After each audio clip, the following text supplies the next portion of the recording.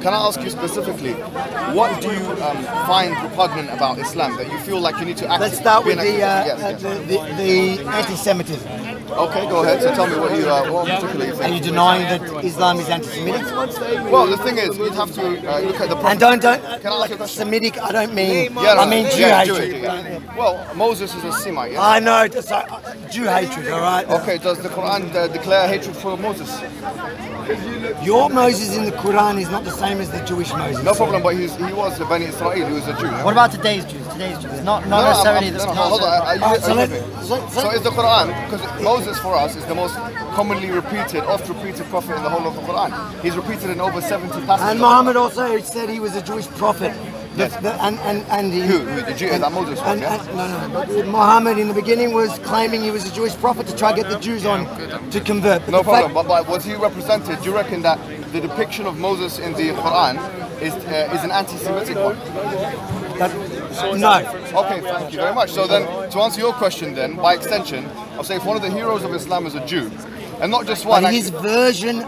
But your version of Moses is not the Islam, it's not the Jewish version. I'm with you, but I'm just asking. Okay. I'm just answering your question, right? If we're looking at all of the Quran also says very lovely things about Jews, but the law of abrogation tells us that in the beginning he liked the Jews. Later, when he realized who's he? Your prophet. Okay, well, tell me where it says that in the beginning he liked the Jews and later he didn't. If you look at the historically, but the fact is... By the way, do you know the law of abrogation? Sorry to cut you off. There's a verse, it's in chapter 2, verse 106 of the Quran. It only applies to ahkam, which are rulings. It does not apply to akhbar, which are narratives. So here, what you've talked about abrogation, which is something people who don't know much about Islam, I'm not trying to say specifically use all the time. The law of abrogation only applies to legal rulings. It cannot apply. There cannot be a narrative that abrogates another legal narrative. rulings are pretty much fundamental to the religion because it's based on the idea that Sharia. No problem. Can I stop you 1 second? Just 1 second. Can Christians be anti? Listen, I don't think Jews should be allowed to talk. No, there's a quick question. You can just answer this. Well, do you think it's a similar view to Timothy in the Bible, where it says that women are not allowed to talk in the church? But what I was going to say, but can Christians be anti-Semitic? Because you were saying Muhammad could be anti-Semitic. I didn't say this. No, but I'm asking, can Christians be anti-Semitic? Everyone has the propensity to be. No, but so do you get what I'm saying? Yeah. Look, let's move on. Let's keep this going. What I was going to say, the Quran says something really interesting about Jewish people. Okay, I'll tell you exactly what the Quran says in summary. It's not that interesting. No. You're focusing on the boring part, the parts that don't bother us. That's subjective. Well, you asked me a question which is scriptural in nature, and I'm giving you the answer. Right? The Quran says, "Min ahl al-kitab" in chapter 3, verse 75, that there are those of the Jews and the Christians that you can trust them, and there are those who you can't trust them. In another verse in the same surah, it says, "Laysu sawa'a," they're not all the same. That was the one verse before it. So in other words, the Quran's attitude towards Jews and Christians seems to be in line with its attitude towards Muslims, because in the Quran, chapter 35 of the Quran, it says, "Minhum zalimun li nafsihi, wa minhum muqtasid, wa minhum sabiqun bil khayrat." That's, I'll hold on for you, no problem. So just to keep going, the Quran says that there are some Muslims who are oppressive to themselves, and some of them which are on the middle path, and those who excel. Likewise, the Quran says about the Jews and Christians, they're not all the same. There are some good of them and there are some bad of them. Likewise, the Quran makes that has that sentiment to all of humankind. That humankind, you find good people, and you find trustworthy, and you find untrustworthy. So I think if we're talking about the Quran, what we need to do is we need to look at the text. It's easy to say, well, Muslims believe in this and Muslims, and I would agree with you, Avi, right? If you said to me, look, Muslims are anti-Semitic, I would say to you, some of the Muslims are anti-Semitic. No, let's be honest. Yes. The majority. You've been on any Muslim forum online. No, hold on. He might be right. It depends on the location. I'm from Egypt, okay? In Egypt, I would say anti-Semitism is the default position. If you're not anti-Semitic in Egypt, it's irregular. Whether you're a nationalist or not. Why is that? It's because of, I will tell you, hold on, let me answer your question. I can't wait for you to say the Z word. No, it's not Zionism. I'm not saying that. It's because of the wars that ensued. Should have been the Rothschilds. 1967, 1973. These wars heightened the anti-Semitism. But then, on the flip side, the peace... That's like the Brexit. It's called sore losers. No problem. But no problem. I don't disagree with history, right? History is something which is there. But what I'm saying to you is that on the flip side... No, you do disagree with history, because when it comes to Israel, I've seen you. Let's not convolute the discussion. No, but you made a pretty strong Yes. statement that you don't disagree with history, but you actually do fundamentally disagree with history. Okay, well that's Let's go. maybe you're right. Maybe it's because of my compounded ignorance of history. You could illuminate and educate and edify. No problem. But what I'm saying to you is this, Avi, we have to stick to the topic.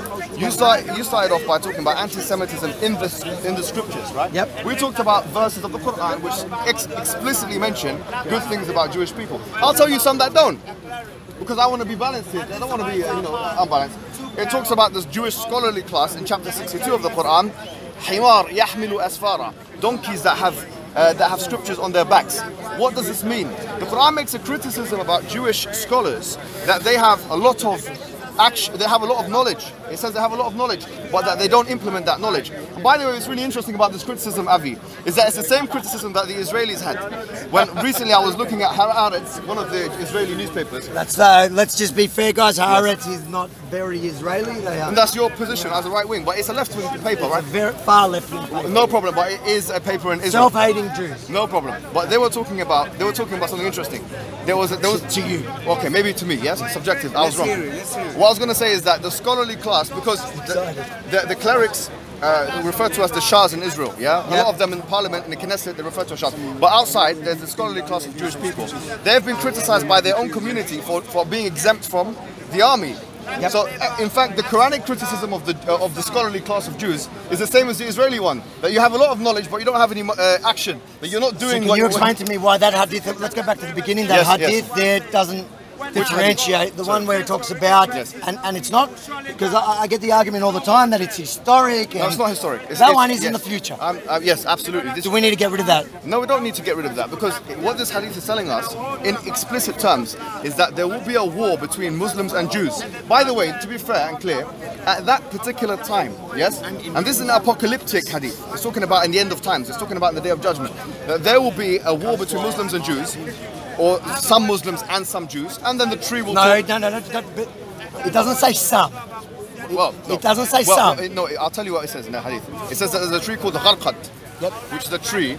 It will become animate. It's an inanimate creature which will become animate, and it will help and facilitate and guide Muslims to be able to destroy their Jewish enemy. That's all it is. At that particular time, in the apocalyptic period, not in. This is not a hadith referencing. Yes, like you said, a past event. I agree. So what do you think? You don't think we should get rid of that hadith that talks about killing Jews? Let me ask you a question, right? Yes, I don't. And I'll be completely honest with you, I'm a traditionalist, I'm a scripturalist, which means fundamentally that I believe in the Quran and then I believe in the authentic Sunnah. So you would never catch me saying that we can get rid of any authentic hadith, just to be completely honest. But then I'll ask you a question. You know, Deuteronomy chapter 13, verses 6 to 10, it says if you have someone in your home that وَإِذَا أَغْوَاكَ, I'm saying it in Arabic, but it says here, let me just tell you, if your brother or your son or your daughter or your friend or your wife, if they entrust you with something, yes, and they tell you نَعْبُدُ آلِهَةً أُخْرَى, we will worship other gods, yes, then kill them and stone them in their own homes. Now this is in the Bible, the Torah. Is this the one that do you want to get rid of it? I say we should get rid of it. Okay, fantastic. Now go. It's not even in the Torah, it's in the Quran. He said he condemns it. If it's in the Torah, yes. If it's in the Torah, yes, get rid of it, and anybody that believes it should be. Job complete. You know why? Because for the first time, I think in history in your life, you've condemned a different scripture. I'm very happy that now you've looked at. I condemn Nazism. No. I'm talking about scriptures. In the same, with the same. Avi, listen to me. Avi, perfect. With the same vigor that you have against talking about the Quran and the Hadith, because of its what you would refer to as violent verses, and we wouldn't disagree. There are violent verses in the Quran.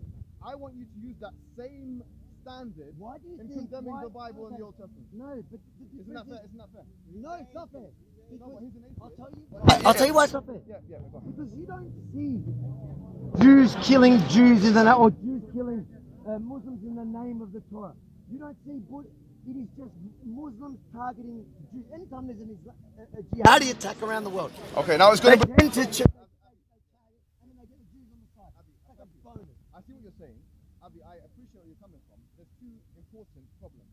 One of them is, according to Jews, Muslims account for about 1.8 billion people, which means that there are about one quarter going on to, according to them, 2,100, there'll be 1/3 of the world's population will be Muslim. 1 out of 3 people in the world will be Muslim according So to me. what? Okay, Just tell me now. Let me just make the point, and then you can. Now, Jews account for about 30 million people maximum, maybe 20 million. Yep. That means to say that there are more people in Cairo. Oh, we're the chosen ones. No problem. Yeah, now you're going to scripture with the chosen one. No problem. Anyways, there are more people in Cairo than there are Jews in the whole world. Yep. So it's a false comparison, because if you have more people. What did you say?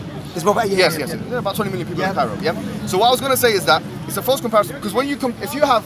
No, I'll tell you why it's not a false comparison. Let me just make the point, and then you can come back. If you have 2 billion people, you have 2 billion people in the world versus 20 million. Yep. You're definitely going to get more violence from the 2 billion, whatever faith they're from. Okay, so let me put this to you. Yes.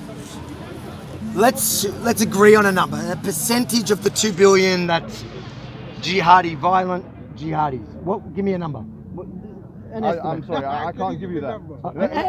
I don't know. I don't know. Let's say 1%. No problem. 0.1. Whatever you want. Doesn't matter. Yeah, My point doesn't change. Well, okay, let's get actual statistics. Let's get. Hold on.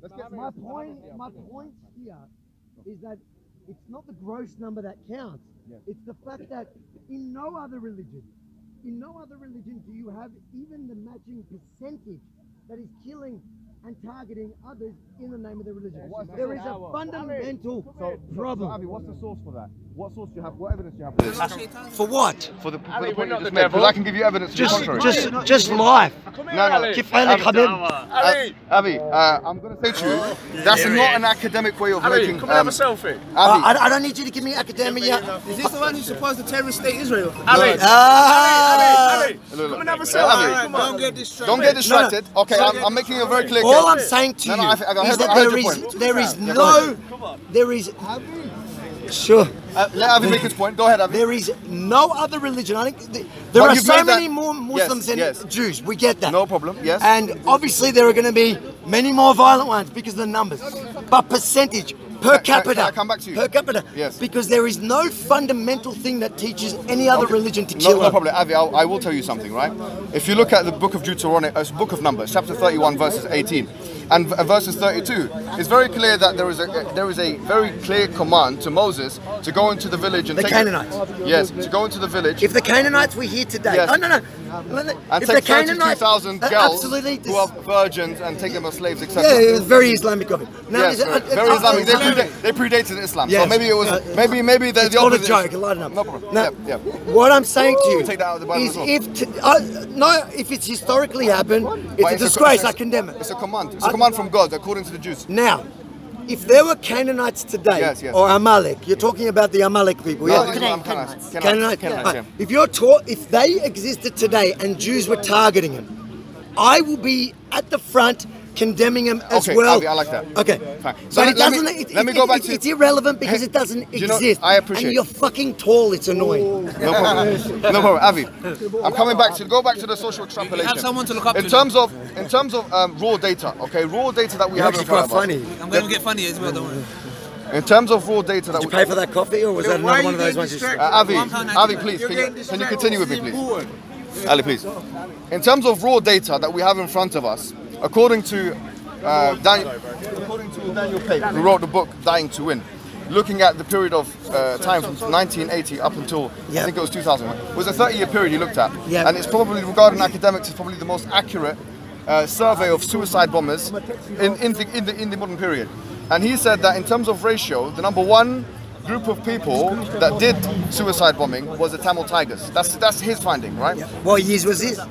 Pardon? What years? What? He looked from 1980 until another period, 2005, I think. 1980 to 2005, which is about 25 years. Yep. So he looked at that period of time, which is obviously 9/11, and post. Yep. Yeah. Okay. So here we're looking at So here the point is this: is that when we look at the academic data, it doesn't substantiate your claim. It does, because the Tamil Tigers, and I condemn any See, now, Avi, do you know what I've done with you today? No, Avi? hold on. Yes, go ahead, sorry. Yes. But the Tamil Tigers is in a specific war zone. Islam looks at the war. No, I'm condemning it. No problem. But what I'm saying is the reason why you don't see me out there taking up the cause of the Tamil, because the fact is they are no threat to us here in the West. Okay, so your focus is that which is a threat. Because your religion calls for the fundamental basis of it an Islamic caliphate worldwide. Okay, all of you believe that one day. That's your interpretation of that. No, what? Are you denying that? Yeah, I'm denying that. I don't think the fundamental. I know the Quran. Hold on, guys. Sorry. Do you not believe? Okay, fine. Not fundamental. Do you believe? No. I believe that the fundamental message of Islam. No. Forget the word fundamental because I like it. I can see what you're doing. Yes. I will tell you clearly, right? I will tell you clearly that. I will tell you clearly there is no specific instruction in the Quran, and I dare anyone to define me. There is no specific instruction in the Quran telling ordinary Muslim laymen to establish a caliphate, and you can give me the opposite. So what I'm asking you. What about non-laymen? You've made a claim. No. So what about non-laymen? Fine. So you're denying the idea that in Islam you need a worldwide caliphate. No, I'm not denying that. Hold on. Let me be clear. I'm not denying the existence of a caliphate historically. No. Or the need for it. Or the need for it. You're denying the advantage of it. I didn't ever say that in the Quran it says you have to. You said it was a message. One of the, I'm not going to use the word fundamental. So what do you want to say? What's the message you're trying to communicate? One of the objectives, one of the things within Islam is to create. Everybody's got to have an active role. Every Muslim. You sound like Hizb ut-Tahrir. I mean, here the thing every Muslim has to have, whether it's through violent jihad or whether it's suited jihad. No, it's not ISIS. Look, it's not ISIS. Here's the point. Do you believe that the world needs to become a worldwide caliphate one day? No, absolutely not. I don't think that Sharia law should be imposed on every person, non-Muslims. And the evidence of that isn't the Quran. Do you know that? The Quran says, "La ikraha fi din qad tabayyana ar-rushd min al-ghayy." That there's no compulsion in religion. And when it talks about imposing the jizya on the individual, hold on, I'm getting there before you get there, man. I love jizya. Anyways, let's keep it mature. Yalla, Habib. What I was going to say to you is that when it talks about imposing the jizya on Jewish people and Christian people in chapter 9 verse 29, if you look at the tafsir or the exegesis of one person called Al-Qurtubi, he says about this that when you impose a jizya is just a tax. No, it isn't. Okay, tell me the opposite. The tax is a part of it, but it's second-class citizen on every level. Okay, hold on. So, like my family lived under, well, you know.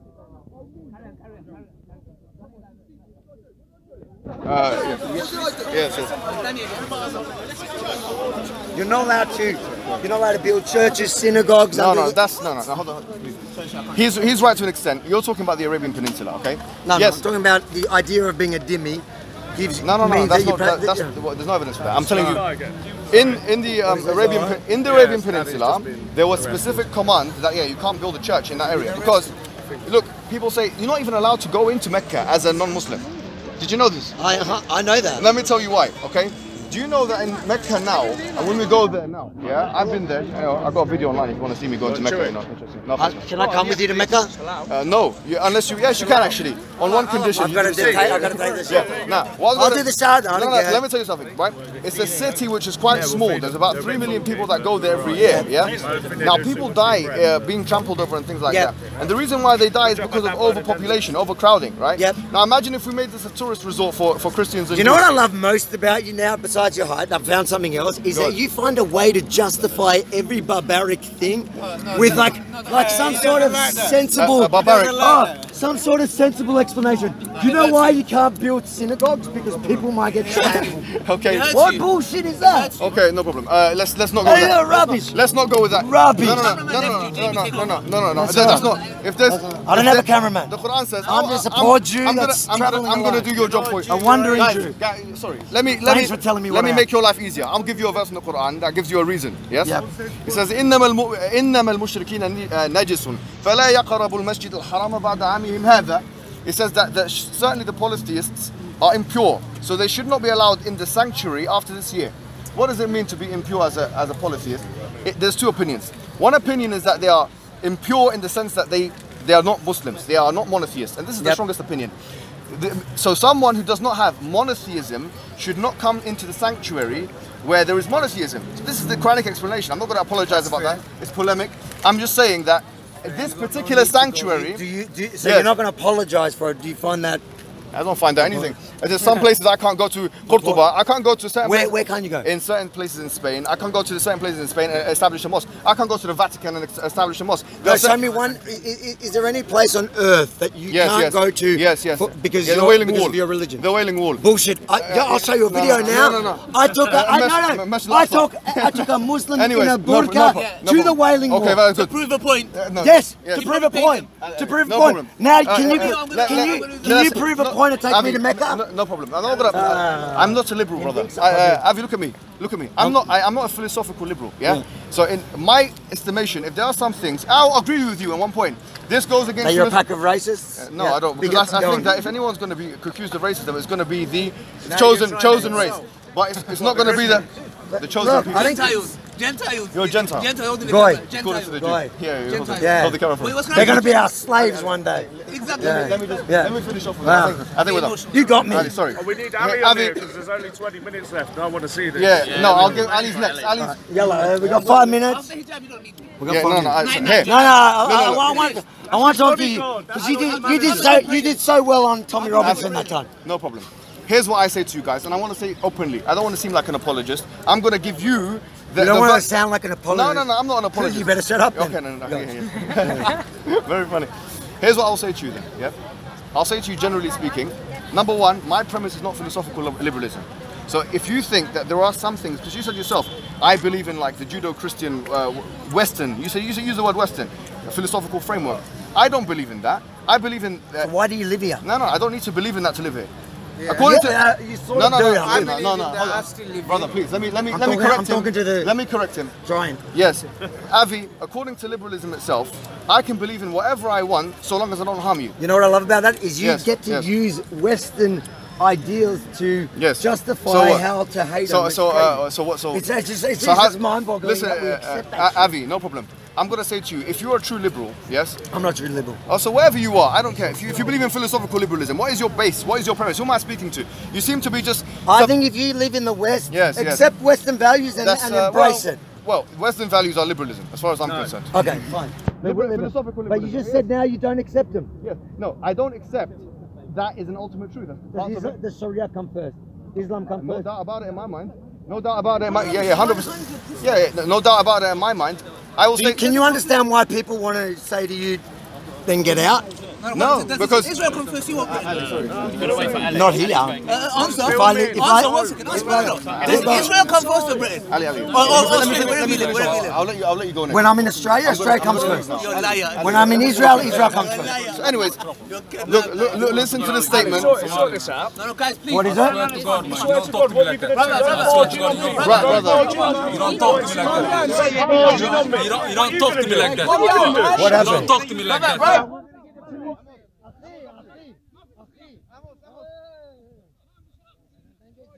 Don't push me there. I swear to God. Habib! You're cold. Don't talk to me like that.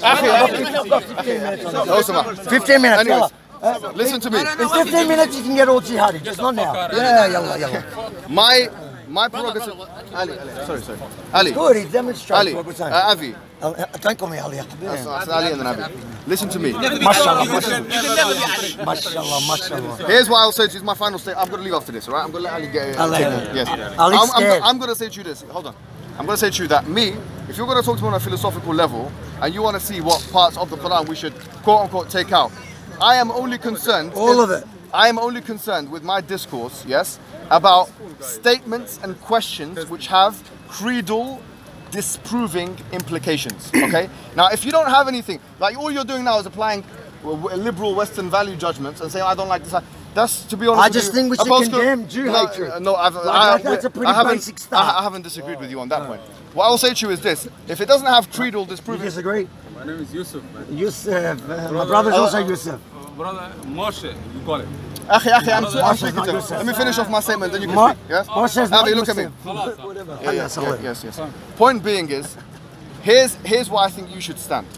I appreciate two things you've done today. Yes, you condemned parts of the Old Testament based on your idea of morality. Yep. That's good. You condemned parts of in general the Bible, right? And you said that it's relevant to all The scriptures. rabbi he said they weren't even in the Bible. No. So here he's not a Jew by religion. Here's the point. What I think you should do, my advice to you, if you want to apply a morally coherent standard, you should be as active. You should be, yeah, don't antagonize Max, please. Can you give him away? Let him get his shot. Look at me. You should be as active in condemning biblical scripture as you are condemning the Quranic scripture. I want to see that change. The moment Jews start flying planes into buildings, Wallah Habib, I'm with you. Okay, no problem.